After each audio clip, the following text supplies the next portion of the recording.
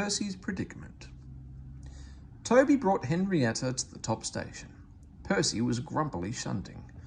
"Hello, Percy," he said. "I see Daisy's left the milk again." "I'll have to make a special journey with it, I suppose," grumbled Percy. "Anyone would think I'd nothing to do." Toby pondered the problem. "Tell you what," he said at last. "I'll take the milk. You fetch my trucks." Their drivers and the station master agreed, and both engines set off. They thought it would be a nice change. Percy trundled away to the quarry. He had never been there before. "It's steep," he thought, "but I can manage. Trucks don't dare to play tricks on me now." He marshalled them in a lordly way. "Hurry along there," he said, and bumped them if they dallied. The trucks were annoyed. "This is Toby's place," they grumbled. "Percy's got no right to poke his funnel up here and push us around." They whispered and passed the word. "Pay Percy out." At last they were all arranged. "Come along," puffed Percy sharply. "No nonsense."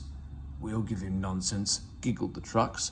But they followed so quietly that Percy thought they were completely under control. They rumbled along the twisty line till they saw ahead the notice saying, "All trains stop to pin down brakes." "Peep, peep, peep," whistled Percy. "Brakes guard, please." But before he could check them, the trucks surged forward. On, they cried. Percy, taken by surprise, could not stop them, and in a moment they were careering down the hill. "Help, help," whistled Percy. The man on duty at the street crossing rushed to warn traffic with his red flag, but was too late to switch Percy to the runaway siding. A slow-moving cockerel lost his tail feathers as Percy thundered across, but Percy couldn't bother with him. He had other things to worry about. Frantically trying to grip the rails, he slid past the engine shed into the yard. "Peep, peep, look out," he whistled. His driver and fireman jumped clear. Percy shut his eyes and waited for the end. At the end of the yard, there are sheds where workmen shape rough stone brought from the quarry. Then they load it into trucks, which are pulled to another siding out of the way. A train of these stood here when Percy came slithering down. The guard had left his van. He was talking to the station master. They heard frantic whistling and a splintering crash. They rushed from the office.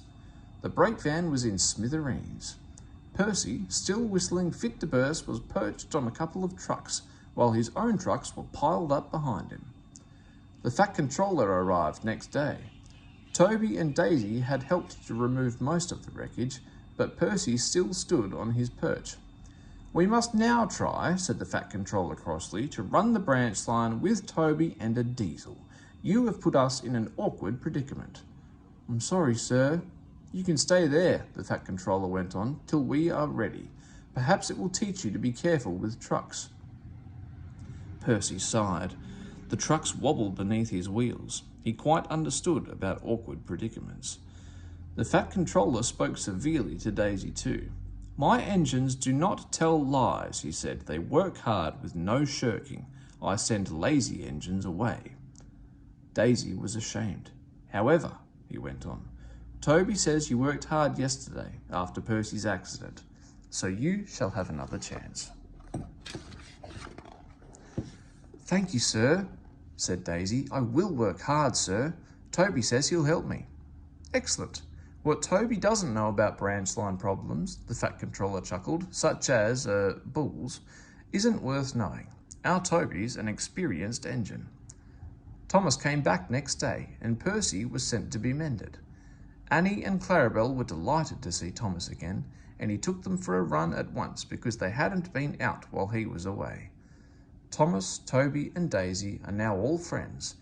Daisy often takes the milk for Thomas, and when Toby is busy, she takes Henrietta.